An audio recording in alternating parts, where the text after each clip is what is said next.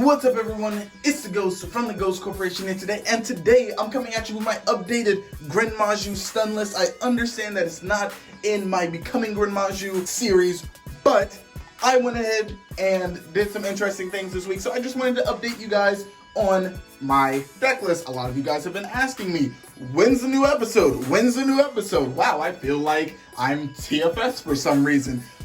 But don't worry, it's going to be coming out in about 2 weeks. I'm just working on it. I'm editing it right now. Everything's going to be good. Everything's going to be great. Without further ado, we're going to actually go ahead and jump right into today's deck profile because I do not want to waste you guys' time. Before we really start, I just want to say this list actually got me top 6. 6th place, actually. Let me say that. That sounds weird to say top 6. At locals, we had IRL locals for the first time in so long. Oh my goodness, it felt so good. And it actually got me into the top 4 after Swiss in the Duelist Academy tournament, which you can go ahead and watch my top 4 matches at twitch.tv/Duelist Academy today at 1 p.m. EST. I'll be playing out my top 4 matches. No, I will not be using this exact same list. I'll actually be using another updated list that you can go ahead and check out for yourself live as it's happening. But without further ado, I've talked enough. Let's go ahead and get right into the goo. And speaking of goo, Gren Maju to Isa. Gotta play 3 of it. I don't really see why you would play less in a Gren Maju deck. I'm just saying. Gizmek, this is Gren Maju number 2, I guess. Well, technically not really. It's kind of like the fuel, fanning the flame, you know what I'm saying, making Gren Maju just huge. It's just too strong. Alright, and this is actually Gren Maju number 2 because this just keeps sucking and sucking and sucking. And its PP gets pretty big as well if you have a lot of cards banished face down, which also counts your opponent's cards banished face down. So if they're using Pot of Desires or Pot of Prosperity, those count towards Eater of Millions. It's a really good card. 3-Dimension Shifter, the only actual hand trap that we play, not counting Gizmek. I mean, Gizmek is technically a hand trap as well, but it just doesn't do anything to your opponent like that. D-Shifter, probably best hand trap in the format. Not really much to say about that, to be completely honest. You could argue that it's other things, but nah, it's pretty much D-Shifter. D-Shifter quite literally ends most people's turns. That's about it. 3 Inspector Border, this is a stun list, so Inspector Border is kind of really necessary. You don't really care about conflicting normal summons because this is just the better normal summon, especially if you can just go, oh, summon Gren Maju, swing the next turn. Then we have, for the last monster, 3 Alpha Master Beast. This is just good. It's better than the Kaijus. I'm not even going to lie to you. As you can see, we actually don't play any dangers because, again, this is a stun build. And dangers don't kind of fit into that. They don't really fit into that very well. For spells, we start off with 3 Pot of Desires. Then we also play 3 Pot of Prosperity and 3 Super Poly. Super Poly, I don't really have to explain. It's so good, this format. It just hits everything. Pot of Prosperity. It's funny because people will think that this conflicts with this, but in the end of the day, if you're going first, you'll use this. That way you can just go ahead and dig for your Maju, dig for whatever you need. Probably a trap card sometimes, but you never know. We like purple cards here. Pot of Desires is pretty standard though. If they ask your desires, you can still Prosperity. That's the way it was ruled for me. Ask your head judge. That's about it. For chess, we play 3 Strike, 3 Judgment. I mean, what else do I really have to say? Their Strike and their Judgment. This protects you from getting just mollywopped by a whole different things. Wow, I can't believe I just said mollywop. It's 2021, man. Get with the times. Next up, 3 D-Bear, 3 IDP. If your name is Jew Violet and you're watching this, I'm sorry for what I did. So, the quick explanation, D-Bear is actually insane, and anyone who's playing Dragoon, oof, I'm sorry. Predaplant Verte Anaconda is pretty funny, because once you pay that 2,000 and someone flips D-Bear, yeah, that 2,000 is just gone, buddy. And that 1 Red Eyes Fusion, so it's kind of crazy, I'm not even going to lie to you. IDP is a very good card. Sometimes you just need the body. Sometimes you just want to interrupt your opponent.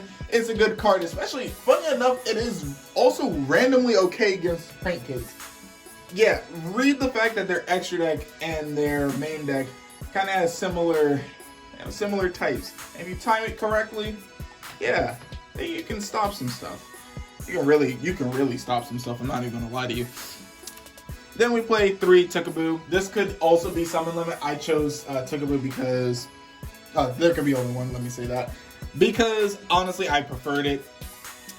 Literally, unless I was playing against prank kids everywhere, I would still keep this. It does more long term than summon limit will do. Let's put it that way. Then, for the last 3 cards in the main deck, we play 1, 2, 3 Imperial Order. I'm joking. Well, kind of. This is the 1 Imperial Order. I mean, I don't really have to explain that Imperial Order is just a good card. Magic Deflector, though. Let's read it all together, shall we? For the rest of this turn, negate all equipped, field, continuous, and quick play spell card effects on the field. This literally says most of the cards that are being used in the game that are spell cards, say no, you can't use them. It's basically a temporary Imperial Order without really having a cost. You don't have to worry about Forbidden Droplets. Gren Maju players, you don't have to worry about that card. Oh, Royal Legacy Guard Dragon, nope. Oh, Dragon Fiend, nope. Boot Sector, nope. Lost World, nope. Meltdown, nope. El Shaddai Fusion, nope. Oh, Super Poly, nope. Well, I mean, you can't use it in response to Super Poly, but you do it at the beginning when you think you're going to get Super Poly. You know, dumb stuff like that. So that's actually it for the main deck. Let's go ahead and move on to the extra deck. Alrighty, we're getting ready to go ahead and move on to the extra deck and the side deck now. But before we do that, make sure you go ahead and click the link down in the description below so you can go ahead and purchase this wonderful Duelist Academy playmat. And if you use their, discount code Duelist Academy, you get 8% off. That's crazy, right? You didn't hear that from me. Alright, cool. Anyways, back to the video. Alright, so for the extra deck, it's actually kind of weird because I was missing some cards IRL.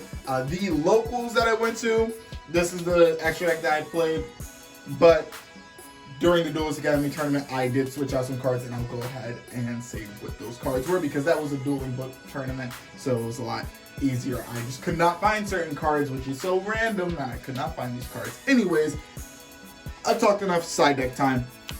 1 Starving Venom, 1 Dragostapelia, 1 Agoides. This is actually supposed to be Borreload Furious Dragon, by the way. I just could not find it at all. Elysium, Mud Dragon, Almarduke, Mad Golden Lord, and Diplexer Chimera. These are all the Super Poly targets that I play because they're all good in their own right. I have a certain thing I hate Math Mech. I'm not gonna lie. It's so hard to deal with, honestly, because they can just negate your stuff and I'm just like, oh, okay. I mean, I guess. I guess.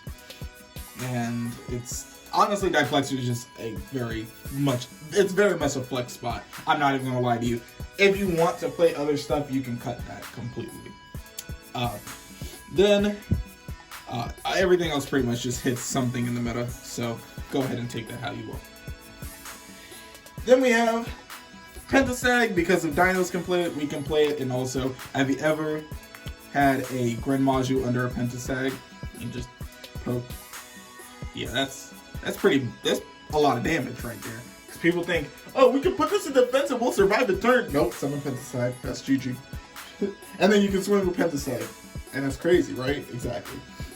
Then, we also play the 1 Phoenix. Phoenix just gets rid of annoying back row, I'm not going to lie to you. We play the 1 Zeraboros, because sometimes you run out of Majus and you need an honorary Maju. So, I guess that's Maju number 3. Yeah, something like that. We play another Link monster. This is going to sound so dumb. But we actually play Crusadia Equimax. Equimax, equal. Yeah. This is actually funny because there's been times, I don't believe I used it today, but it is in my extra deck, where you end up with a Gizmek and a Alpha, and you just can't run over something randomly. Sometimes it's in the mirror. And sometimes you just want to summon this because remember it has its own opponent to your opponent, so you can go ahead and this can allow you to literally run over just about anything that is there. It does not count Gren Maju's attack towards it. That is unfortunate, but it is still a very good card. In general, again, another flex spot, but I play a lot of flex spots because it's Gren Maju. The extra kind of doesn't matter all the time. Just saying. Then, for Exceed Monsters, we play one Dingirsu. We play the one Sanafond. I know that's kind of weird. I don't really like that. That kind of just was pretty bad. But I only played it really because I played the Zeus. You don't actually even have to play the Zeus, to be honest. These two cards are completely unnecessary. Honestly, I wouldn't even play them, to be honest. This is a good card. You can switch out a lot of these cards. You can even put in a Draglubion package. I don't personally like that package. Don't get me wrong. 9,000 swing is pretty good. But I just have had a double time trying to go ahead and execute it properly. Maybe I'm just bad. Probably that is probably the correct answer there. But anyways, moving on to the side deck. So 3 Lancia. I mean, you don't want them banishing, I guess, sometimes. Sometimes Lancia is just is too good to not have. 3 summon limit because you switch this out with there can be only one, mainly if you're playing against prank kids or something that just doesn't care about there can be only one, but they do care about their summons. That happens. Weird combo decks do that. So yeah.